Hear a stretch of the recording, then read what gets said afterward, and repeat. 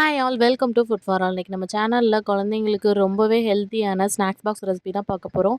Beetroot கொழுக்கட்டை தான் பார்க்க போகிறோம். அதுக்கு ஃபஸ்ட்டு மிக்ஸி ஜாரில் பீட்ரூட்டை நல்லா குட்டி குட்டி பீஸாக கட் பண்ணி நல்லா அதை ஃபைன் பேஸ்ட்டாக அரைச்சி எடுத்துகிட்டு வந்துடலாம்.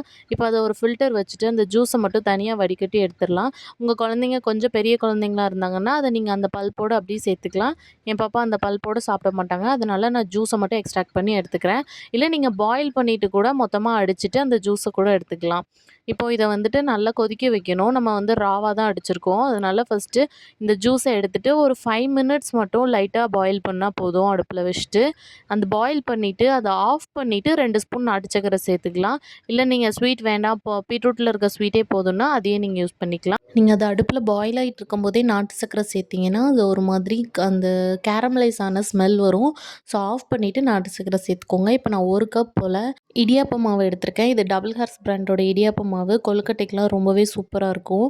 இப்போ நம்ம பாயில் பண்ணி வச்சுருக்க அந்த பீட்ரூட் ஜூஸையும் இதில் ஊற்றிட்டு நம்ம இடியாப்ப மாவு பதத்துக்கு நல்லா பிசைஞ்சு எடுத்துக்கலாம். கொஞ்சம் நிறைய ஜூஸ் ஊற்றி லூஸாக பிசையணும். இல்லாட்டி வந்துட்டு நேரம் ஆக ஆக அந்த கொழுக்கட்டை வந்துட்டு ரொம்ப ரஃப் ஆகிடும். இப்போ நம்ம இட்லி பாத்திரத்தில் நல்லா கொழுக்கட்டையை உருண்டை பிடிச்சி இல்லை உங்களுக்கு பிடிச்ச ஷேப்பில் வச்சு ஒரு 5 மினிட்ஸ் மட்டும் அவிச்சு எடுத்துட்டிங்கன்னா சூப்பரான பீட்ரூட் கொழுக்கட்டை ரெடி. இது ரொம்பவே ஹெல்த்தி, டேஸ்ட்டாகவும் இருக்கும். கண்டிப்பாக குழந்தைங்களுக்கு செஞ்சு கொடுத்துட்டு எப்படி இருக்குன்னு சொல்லுங்கள். நம்ம சேனலை மறக்காமல் சப்ஸ்கிரைப் பண்ணிக்கோங்க. பாய்.